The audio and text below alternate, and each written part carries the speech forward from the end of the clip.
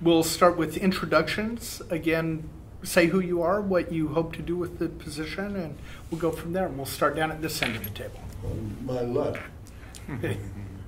Well, my name is Bill Hughes, and I've worked with the port for 30, 40 years. Because I was in the trucking business, and the port was responsible for giving us quite a bit of business.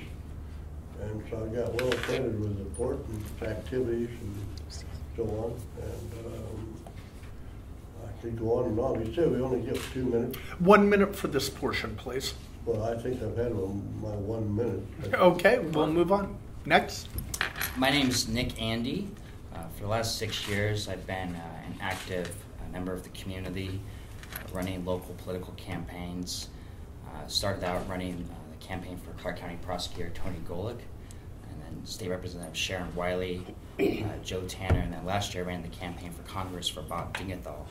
I'm also a businessman. I've run a company locally here called the Coof Group, Inc. for the last several years that works with nonprofits and small businesses. We help to raise tens of thousands of dollars for local nonprofits and do digital marketing for small businesses. I'm also a community volunteer who served on boards for Rotary, Quality Issues, and Friends of the Elder Justice Center. I'm interested in the port because I've had a long passion for economic development issues and thinking about how our economy is moving forward. And I really believe that this is the time more than ever that we need a new generation of leadership who's going to step up and have a different perspective at the port and bring a perspective from a person who has a young family in a low-income neighborhood. I don't think we see that enough in government, and I feel like I have a lot to offer the position. Okay, thank you, Nick. And next. My name is Peter Harrison, and I'm a technology consultant.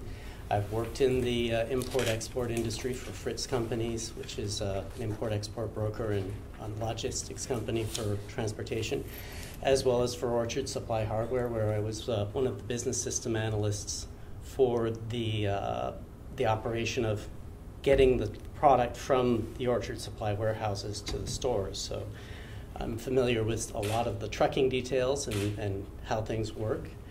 I was on the board of San Diego Comic-Con in the early 80s. I've been a community volunteer for the Red Cross for currently OMSI, teaching chemistry. I have degrees in biology, minor in chemistry, and in computer science.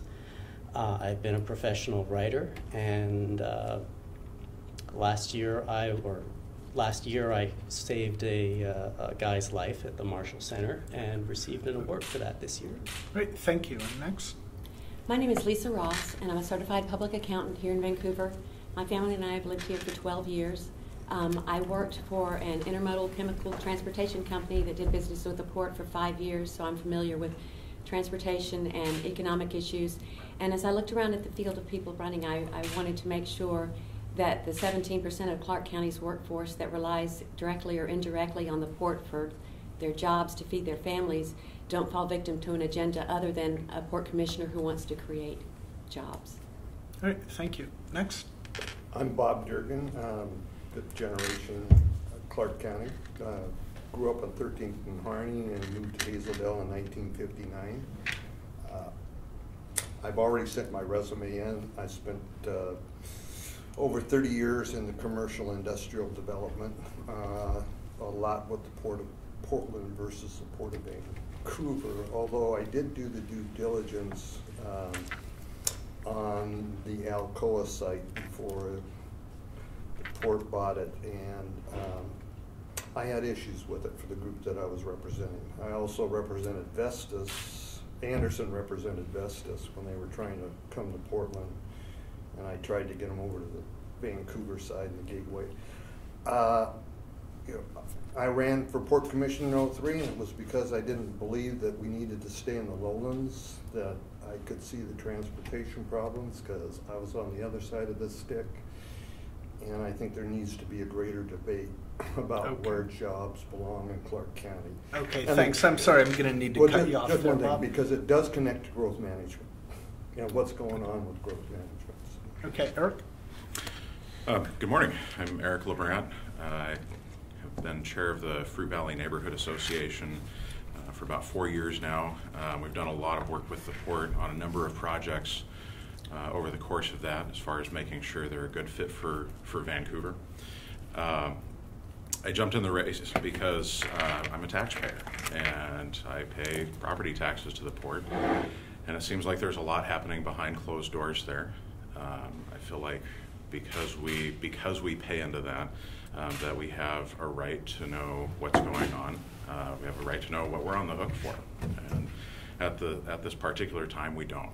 We don't have a really clear picture of what we're on the hook for. I also feel like we need to have a big community discussion about what the next 10, 20, 30 years looks like for the port. And so I want to bring a lot of different stakeholders in on that discussion. So that's my goal. Thank you. We'll start with questions. First question, obviously the proposed oil terminal is a big issue. So what we want to get at is, what is your opinion of the oil terminal? If you are in favor of it, why? If you are opposed, what should be the next step? If you're opposed to it, what can be done to change the course that we're going on right now? And we'll start here with Lisa. Well, if the oil terminal is properly cited by the Energy Facility Site Evaluation Committee, I will have deemed it, and they will have deemed it safe enough to be here in Vancouver, and I fully support the terminal. My husband, I worked with an intermodal chemical transportation company. My husband actually handled hazardous chemicals at the port for 12 years, and he has seen the development over the port in the last years, and he knows that he knows personally that chemicals can be handled safely. And these chemicals, if we build this terminal, it will be so safe that they won't even be handled by people. They're never going to reach the air. I've seen pictures of what it will be like, and it just, people think it's going to be this huge, big oil moving around, but really it just goes through pipelines. It can be very safe, but they're going to spend $45 million to provide the equipment just in case some freak accident happened, and train all of our local responders on that. And I support the oil terminal and the jobs that come with it. That said, because we have, and I'm sorry, I should reiterate it, for this round we'll allow 2 minutes each. So that said, you have some time left. Any concerns about the transportation by train? You talked about the terminal itself. Well, there's been a lot of upgrading of the oil cars, and actually Tesoro is the first one to upgrade their entire fleet. And they're actually starting these tankers from the perspective of a high pressurized tank like that propane would be in, instead of the regular tank is what they used to mold the tankers after. So they're looking at it in different ways to make it safer. But when you think about transporting by rail, you're only as safe as the actual rail. When there's derailments out in the middle of nowhere, it's usually because the rail has degraded. And the rail that's going to be in Vancouver is going to be the best grade rail, flattest, smoothest, no bank. That tragedy in Quebec was on a hill, unattended. The trains here will always have an engineer and a conductor. All the BNSF trains always have an engineer and conductor. And it's just, they're doing so much to make it safer, and it's the closest place from the Bakken oil fields to the ocean. The shortest distance. You can't go over the mountains in Seattle. The little train could, but you don't try to. Okay, I'll need to cut you off there. Thank you. We'll go to Peter. Well, that said, the oil terminal itself is probably going to be a pretty safe facility. Even the .111 rail cars are rated for speeds higher in an accident even higher than the speeds that they'll be traveling inside the terminal.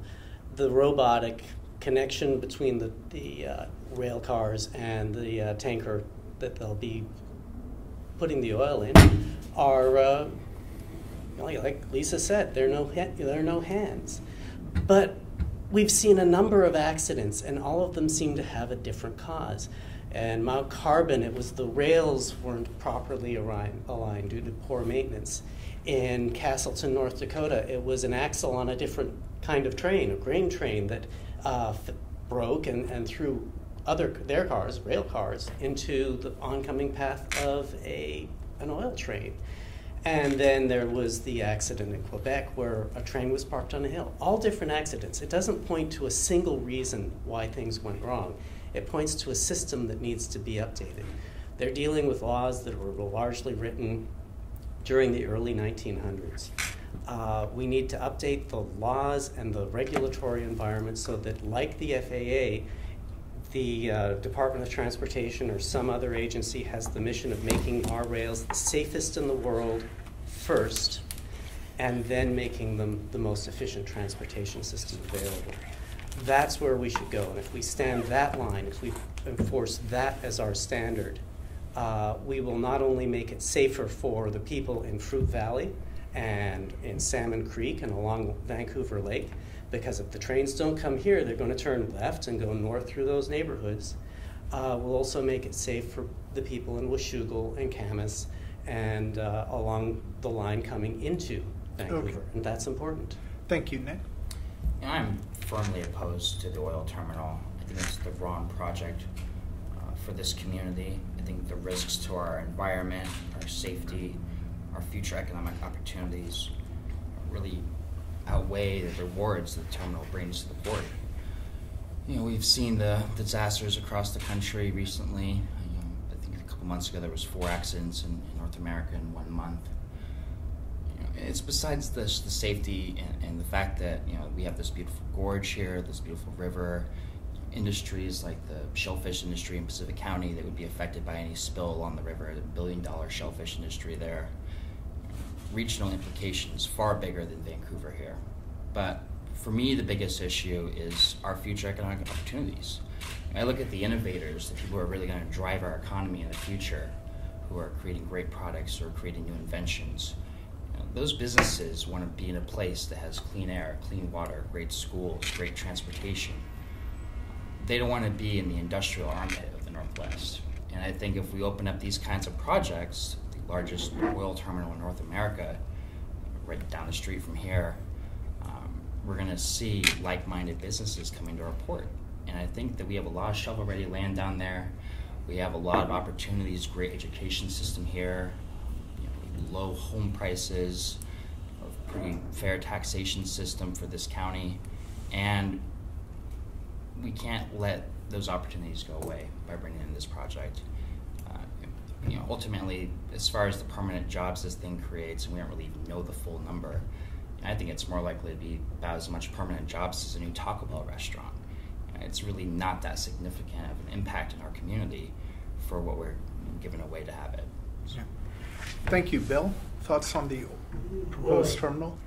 At first blush, I'm in favor of it, but when I close my eyes and remember what it was like on Memorial Day 1948 when I was sitting there in Vanport and saw the whole thing explode, that railroad fill literally exploded. Then I found out that back in 1905 when they built the railroad, they put it on wooden stilts all the way across the lake area and up to the river. Well, then when they decided they wanted to fill instead, or to supplement it, they just brought those open belly cars out there and dropped the gravel right into the hollow spots. And then when the river got as high as it did, you probably don't remember what it was like in 1948.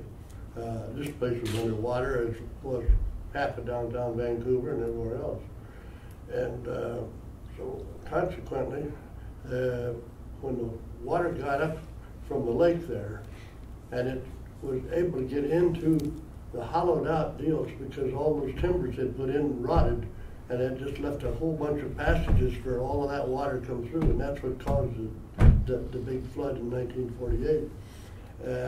Something that's highly unlikely to happen here. It's just not that, it doesn't show in the plans that you're going to have a bunch of wooden pilings inside the berms that they build. I mean, they'll be almost foolproof. I remember I was a passing clerk back in my hometown in Council Bluffs, Iowa, and I've seen all kinds of trains go through there. It's the third largest rail terminal in the whole United States. And you ought to be there at 4 o'clock in the morning when those cattle trucks came through, and I'm out there with a lantern trying to get the numbers. Yeah. But anyway, those things are almost impossible to happen here. Your biggest danger will be along the fill from here to Camas. Right. Thank you, Bill. Eric? Well, yeah, I'm firmly opposed. I think the oil terminal is a bad idea on a number of fronts. We have Vancouver. We have small businesses in downtown Vancouver lining up in opposition, and it has nothing to do with safety or with the environment, and everything to do with their ability to attract customers. So the business so the business community is not completely in lockstep with this either. I'm also opposed because I've worked in the oil field for about 2.5 years down on the Gulf Coast of Texas, and I've seen what a professional oil operation looks like, and this isn't it. We've been there have been a number of us that have been working with the port and with Tesoro for almost 2 years now, trying to get the potential impacts of the terminal mitigated, and we cannot get them to come to the table and talk about scrubbers on the vapor combustion units, thicker cars that are rated for more than 12 miles an hour, which is what the new cars would be rated for. We have not been able to get them to talk about the emissions in a reasonable way, and my kids are going to have to breathe that. West Vancouver is going to have to breathe that. We'll be breathing that here. These are things that we're not talking like car exhaust or diesel exhaust. We're talking things that cause cancer for years on end, and that's not the path we want. It will drive away the legitimate businesses that are already here. So I stand firmly opposed. Okay, thank you. Bob? A little background. A little over a year and a half ago, Don Stenke and I shared a hospital room together. I had a 5-way a month later, and he wanted to know what I knew about the oil terminal. I asked him what he knew about the CRC, and Don wanted me to get involved, so he sent me I said, well, give me a copy of the lease. So I looked at the lease for him. That's what I do for a living. I read a lot of contracts. I do a lot of leases. I'm usually on the other side. And I said, this is an 800-page lease with exhibits, and I don't see a way that you can break this lease without putting people in jeopardy. That being said, I just don't know how this deal happened. It shouldn't have happened. I was reading through the port documents, and there's actually a very big no-no about the port director meeting individually with commissioners to do it. The issue is you have nobody on the port commission that understands development, that understands when you have a director that's doing a deal and they only bring so much information to you, and you don't have the experience to say, well, what are you going to do about this, and this. Alcoa, again, the lowlands is not where jobs are going to be because of concurrency. You can't get any more people out of there, so it's always going to be a bulk facility of some sort. The port has to repay a big debt on buying Alcoa, remediating Alcoa, and some other stuff. Those are things that you don't know until you get inside and read the lease. Under Aaron's article, the thing that scared me the most was when I read Brian Wolf's response, being an attorney, and I go to the law classes, and he said there's no way you can get out of this lease. Okay, and thank you very much, Bob. I need to cut you off there. We'll move on to the next question. Obviously, the terminal has dominated discussion regarding the port for quite some time now. But can I ask one question? Yeah. Can you give somebody 10 seconds warning so that you... Yeah, I apologize. That's a good idea. If you're going sure. to... Thank you for the suggestion. But that's... Yeah, that's a good idea. Obviously, the terminal has dominated discussion. But give us another issue regarding the port, how you would address it, and what else needs to be fixed on the commission. And we'll start over here with Eric, and we'll go this way this time. Well, if the oil terminal is the 800-pound gorilla in the room, maybe even the bigger one is the use of executive session. State law is pretty specific as far as what you can and can't use executive session for. And thanks to some great reporting by the Columbian, we've got more insight on how that's being used currently. One of the big pieces of one of my big goals is to push back against that use of executive session. If you're talking about minimum real estate price, labor negotiation, personnel matters, or litigation, sure, do that behind closed doors, but the minute you go off track with that, you've got to bring it out into a public meeting. There's no way around that. And I think as far as the oil terminal, that's what got us in that mess. And we need to open it back up. When I met with one of the current port commissioners, he said the reason they don't have evening meetings where people can attend is because no one would show up. Well, maybe no one does show up. You know, they're on CVTV. They're not always very exciting, but that's part of public accountability, is bringing those discussions out into the open, because again, we as taxpayers have a right to know what our money is being spent on. Thank you. Bill? Well, I've attended several meetings lately, and I will say they're pretty well attended. And they usually have a lot to say, and they don't mince any words about it on both sides. So I recommend people, you know, every other Tuesday or whenever they have the meetings, that they go down there. It doesn't cost anything. They don't serve any coffee, but outside of that, I mean, it's an interesting meeting, and they do bring up some real salient questions that we might not even think of. And like they lowered a lot of the rail, as you know, as it comes by the downtown area. It's going to be submerged, or practically. It's a poor term to use, but it's lower than the ground level. But it's just amazing what you learn, and they know more than we think they do when we listen to what they have to say at their own meetings. And I've heard some of them ask some questions that I would never have thought of.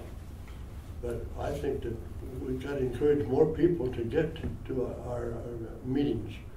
And it's not that big a deal, you know, 2 Tuesdays a month for an hour. And it's worth it, believe me. Thank you, Nick. I think the port needs to be a better neighbor.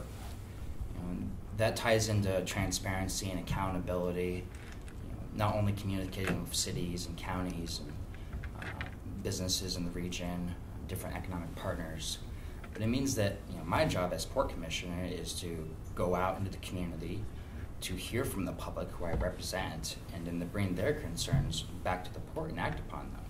And I think one of the big things that we don't see with the current commission is you see them having occasional coffee meetings or going to things like labor roundtable, things that they enjoy. I know Nancy really enjoys that. But you need to go into places where people aren't being heard. We have 60,000 people in this county who commute every day to Portland. My wife's down there right now at her full-time job. And those people, they want to be informed, they want to know what's happening in their community and be involved, but they just don't have the time. And so it's our job as elected leaders, and I think this is Republican and Democrat issue across the board. I don't see enough involvement from our leaders in the community, going out, just knocking on someone's door in Fruit Valley or Rose Village where I live, and just saying, I'm your elected leader. Even if there's an issue I can't help you with, maybe there's someone I can connect you with who can. And I think that's a really fundamental thing that we need to be better at with government in this county. So that's something I'd like to do as board commissioner. Thank you.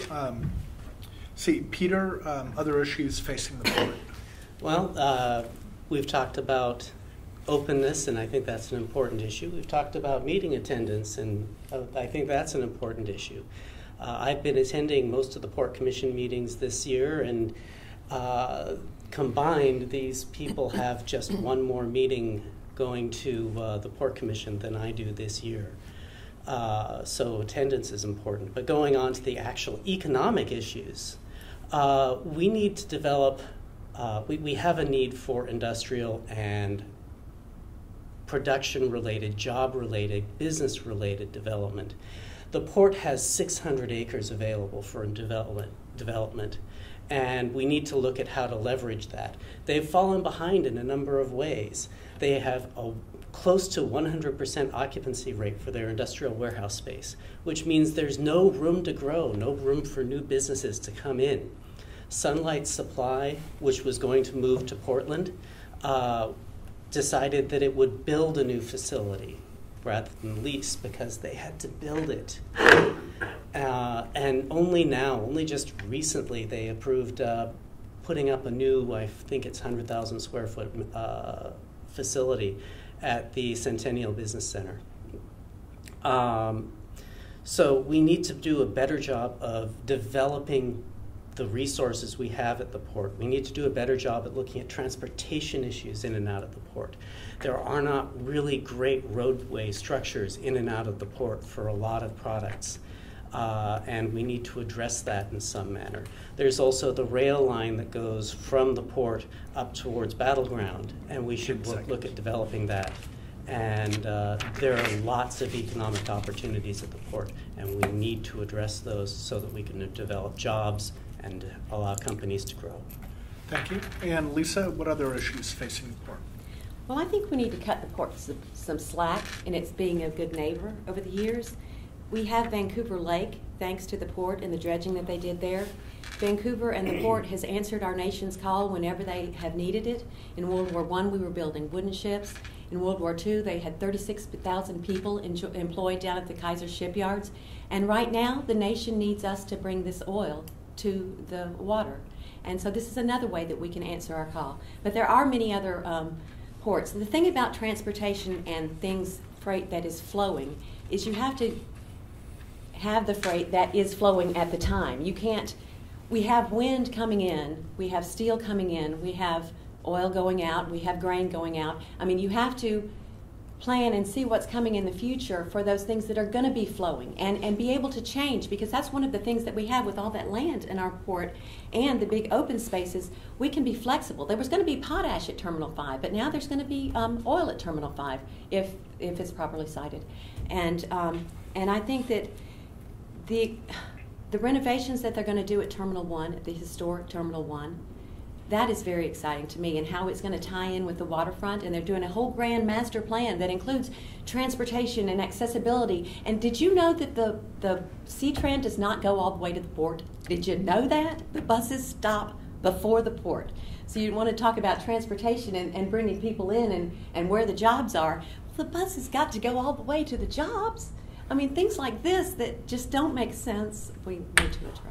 And think about it in a way that's going to promote the county and promote jobs and really develop the area in a responsible way, like they've done with the new bioswale, natural bioswale that just employees at the port did and saved the port thousands of dollars by building little boxes and putting plants in it, things like that. Yep.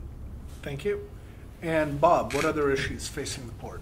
There are no jobs left in the port. The 500 acres will never meet concurrency. The reason we didn't purchase Alcoa, we had two companies that wanted it, and knowing I ride my bike down there, live down there, we can't meet concurrency out of the port. You can't, it's on the wrong, the port needs to partner up with some intergovernment relationships and get into the growth management issues about how they can mitigate and change the land out of the lowlands, because the town's in between them, and if you put 500 acres, just say that's 2,000 jobs that goes into it. There's no way to fix it. There's no way to fix it, and it doesn't belong in the lowlands. We don't belong in the lowlands. We need to find out how we can partnership up with a bigger region so that we can do infrastructure. I helped do due diligence on the Troutdale plant with the Port of Portland. That's what I do for a living, so I see real estate, I understand it, I understand transportation problems. And the thought that we have 500 acres means that we're carrying 500 false acres of industrial land for development that will never have jobs coming to it. We need another formula. Do I know all the answers? No, but I know how. I've done it long enough that I know how to ask the questions, and if you ask the right questions, things come to you when you're in the business. So I think you need the port for the structures. Ports are great, but the port doesn't belong in the lowlands anymore. And I think they've dug themselves a big hole with the terminal. Thanks. That's it. Okay, great, thank you.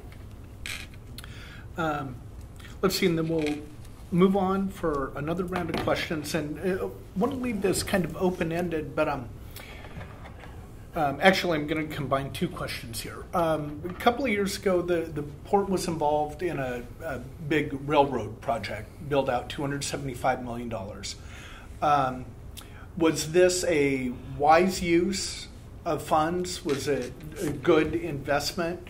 And then also mix that with any other, what other questions should we ask, or what questions would you ask of the current port commissioners? And so we'll kind of wrap it up with that. And we'll start with Peter, and then we'll work this way. So the rail project was a good investment for Vancouver and the Port of Vancouver. It will allow us to bring rail cars in efficiently, handle materials efficiently. We won't have to break trains up into small pieces and then move them through the facilities in order to get product from rail onto ship and from ship onto rail. And given the port's location and the poor roadway infrastructure between it and the interstates, it's a really very rail-dependent community. So we needed a way to move that freight efficiently and make Vancouver the attractive location for freight. Over time, it will pay for itself. It's a long-term investment. It's going to be there for a long time, and it will make the port much more attractive in the long term for projects. Potash was discussed, and that fell through because of reasons that had nothing to do with the port, but the company that was going to do the potash had another location they were working with. What would I ask the port commissioners? In the Knowing the Waters handbook, which is the handbook for being a port commissioner, it spells out that and it specifically mentions that if the executive director speaks with each of the port commissioners in a serial fashion, that would be a violation of public meeting laws. Why did that happen? Why didn't they stop it and say this wasn't appropriate? Because it's actually one of the questions in that book spelled out in very fine detail, and they went ahead and did that anyway. These meetings need to be more open. Why aren't they? That's a big topic of discussion and one that you've brought up in your paper, and I appreciate that. Thank you. Thank you. Nick? So the West Vancouver Freight Access Rail Line, I think overall is a good project. My concern is that I think the port's overextended itself financially right now with it, because the project itself down at the port leads to increased capacity, but we still have the same issues along the actual rail lines headed east where there is no capacity. And you drive along Highway 14 and every day you see trains parked along there waiting for another train to pass, or waiting to get into the port or to another place. And until that capacity is resolved, the freight access project at the port, I think, is not to its true benefit for the community. That being said, I think it eventually will pay for itself. I think it will be a benefit. I think it will create jobs. But I'd like to see a greater investment from BNSF, a greater investment from the federal government infrastructure projects, and pay better attention to the small towns out there like Washougal and Camas that have to deal with those at-grade crossings and the rail lines there, because they impact from that as well. So we need to keep all those things in mind as we continue to improve our infrastructure. But infrastructure across not just the port here, but across our country is critical to job growth and to seeing the true benefit of our economy and the true potential of it. As far as the port commissioners, I would ask them to reevaluate their own strategic plan, because there's many aspects of that, the accountability and transparency factor, the sustainable economy portions of that plan that I think that they've steered away from. And going back and looking at that plan and really trying to, this is a plan from 2014 to 2023, that's going to be a really important part of my job as port commissioner, is following that plan. So, thank you. Okay, thank you. Bill, what do you think of the port's rail project, and what would you ask of port commissioners? Well, not too much that, because I attend almost every meeting. And in fact, I encourage you folks to be there at 9:30 tomorrow morning when they have their meeting, and voice your opposition or support or whatever. But it reminds me that people complain about different things, but never go to the function where their complaints would really amount to something. Because people think they're prejudiced, and some of them are, and yet you might be able to change a few minds too, and if the right people are at the right place at the right time. And I have yet to hear anybody during the public testimony portion of their meeting get up and advocate or to cuss it out, either way. So I just think that people are not taking advantage of the open session they have every other Tuesday. Well, the second and fourth Tuesday of the month is when they have their meetings. And I would encourage people to be down there and don't be afraid to stand up and tell them what for. So it doesn't do too much good to just complain about something. It's try to activate somebody and get them started. This is going to come up a lot during our campaign, so I can tell that some of you are pretty well prepared. And so I'm going to have to rally some from maybe the other side. Incidentally, I missed, when he mentioned Rotary, I do want to get in elected. This week makes my 41st or 31st year of perfect attendance. Wow. Yeah. Congratulations. Good job. That's because I enjoy our meeting place at the Royal Oaks. Great. Well, thank you. Eric, thoughts on the rail project at the port, and what would you ask of the commissioners? Well, I think the rail project is already helping. I live right next to the north and south facing rail yard, the 39th Street bypass project, and it's already moving more smoothly. It has put us on the hook for quite a bit, but I would probably echo the sentiments of some of my fellow candidates that I think will pay for it long term. As far as things that I would ask the port commissioners, asking them isn't the problem. Getting clear answers has been the problem so far, especially in public meetings. But if I had to ask for a few things, I would ask for an unredacted copy of our lease with Tesoro. That's kind of the big one right now. And I'd ask why they still have an office in North Dakota. It speaks a lot to where the focus is. There's a Port of Vancouver office in Dickinson, North Dakota right now. I find that odd. And I would also ask each of them about their long-term vision, because we need to not just have jobs for this year or next year, but we need a port that's an economic powerhouse in 20 years and 30 years. When my kids are graduating from school, I want them to be able to find jobs here in Vancouver and not have to leave town to go and find a decent paying job. And that's a matter of vision. You know, what is their vision? What do they see for Vancouver in 20, 30 years? That's probably what I would ask. Great, thank you. Bob? So I've spent my life, or the 30 years of my life, finding projects and putting investment projects together. The issue that, I don't know whether it's 275 million was the right number or whatever number it was, but what were they thinking and what was the return on investment? That's the question of whether 275 million is enough or not. United Grain, I was a grain inspector for my first job after Clark, and spent 2 years down there. Great Western Malt, those guys were there improving the rail mobility for the grain trains and everything else. But at what number, and where were the port commissioners saying, what are we doing this for? Why are we investing this money? The problem is, now we put a bunch of money that we got obligation bonds against, and until you get in and figure out, okay, now what do we do? Because somebody had to know who the major tenants were. Somebody had to say, should have, the port directors obviously knew what he was doing. But what was the justification for spending that money? What was my return on investment? Who was going to pay me my rents?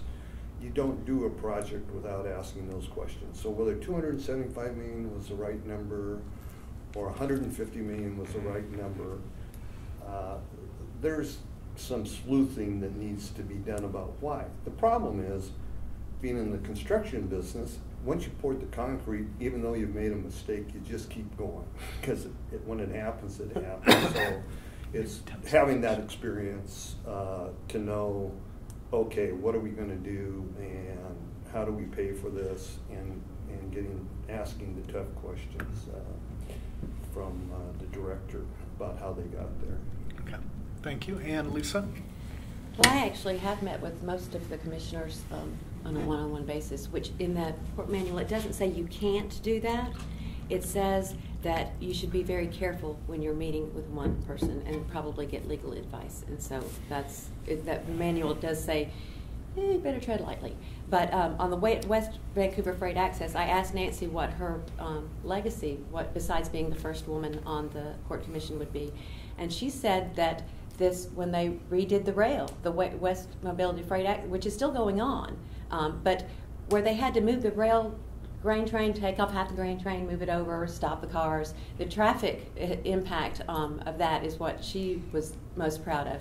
And by this whole thing was just putting in more rail, because you can only put the rail cars where the rail is. And so they've put in miles and miles and miles of rail, and the subgrade track that you were talking about that they're still working on.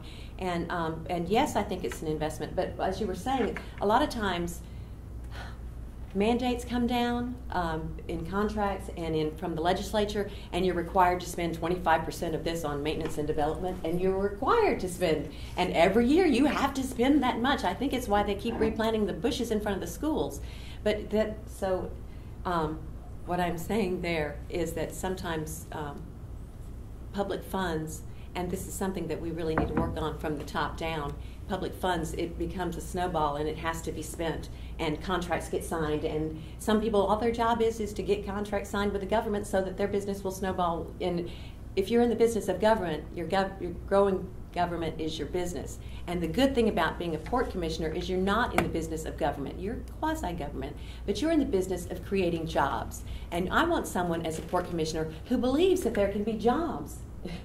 500 more jobs, 2,000 more jobs, that we can build more jobs, and that we have the plans to do it, and we can't move the port. There's the river. Can't move it. Great, well, thank you. Any other questions? Yeah, yeah. I have a real quick question, and let's start at the end of the table here. If you weren't in the race, who would you vote?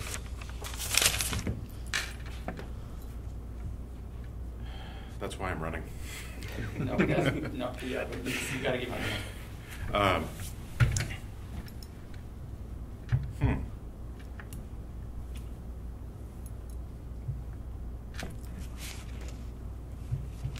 That's a good question.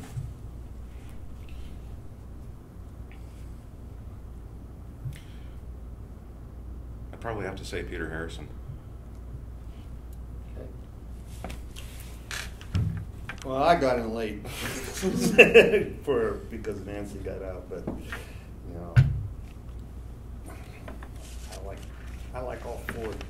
I know, but it's a tough one. So it's between Eric and Peter. And Nick. Geez, so I'll go with Eric. That is a difficult question, because again, you get in the race because. I wouldn't be in the race if Nancy was running, but I would probably say Bill. Okay. Eric. I would vote for Eric as well. I want to repeat that question. Yeah, you're not in, let's just pretend for a second you're not in the race. So which one of these characters are you going to vote for? Well, customarily we don't vote for the opposition, but they're all making a pretty good stand for themselves and for what they believe in. Even if I don't agree with them, they do a good job of presenting their case, so to speak. Yeah, so who are you gonna vote for? Well, as much as I like women, and there's a woman being replaced, so there's some justification for it there. So who are you voting for? That's pressure, isn't it? I know. The fellow at the very end there makes a pretty good case, I think. So that fella? Yeah, Okay. fellow that can reflect on things. Yes. All right. Thank you for that. And also stand-up comedian. Anything else? So Any I other question? Yeah, question, Bob. please do. Just clarification from you. I think I understood your position on the oil terminal as being that you are not in favor of it, except you believe the port's locked into the contract, or clarify that for me a little bit. Well, I definitely would not have voted for it as a reason to purchase the Alcoa site. Something happened somewhere that they had it. I'm not in favor that they did it, but I understand after reading the lease, and the deductions don't make any difference. It's in the exhibits. It's in some other specific performance clauses that you have to understand. And you don't want to get into the stuff where Betty Sue kicked Walmart out and it cost $400,000. Because of my work, I understand the river keepers and everybody else that there's plenty of people that are on top of this thing that are smarter than me. That's why I hire people like that for my business. So I would do with the lease. My position on the lease is once you get into it, and if you can't get out of it, then you have to try to make sure that you do the best possible specific performance as far as the on and off sites to make sure it's a safe long-term facility. And Lisa, just a clarification on, I don't know if I understood your thoughts on the transparency at the port. Oh. Are you comfortable with how things have been done up to this point? Well, I read the plaintiff's case in the Columbian for their lawsuit, and I'm going to wait and let the courts decide that. I do not believe that the port commissioners believed that they were doing anything wrong. I think they were talking under advice of counsel. I mean, but open meetings are very important. I've always been transparent on it. Could I amplify on what Bob was saying? Sure. Yeah. I have looked at parts of the lease. I don't have his experience, but my understanding is that it's a very hard lease to get out of. And Tesoro did a great job of writing it, which is one of the reasons why going at it from the safety angle, getting the attention of Jay Inslee, getting the attention of hopefully the national community, and highlighting the problems with rail right now is a way to improve the safety record so that at least the risks are mitigated. And I don't see how we can get out of the lease unless we have safety concerns that are raised outside of the port that hold the rail back. Right. Any other questions? Well, thank you very much to all the candidates, and good luck.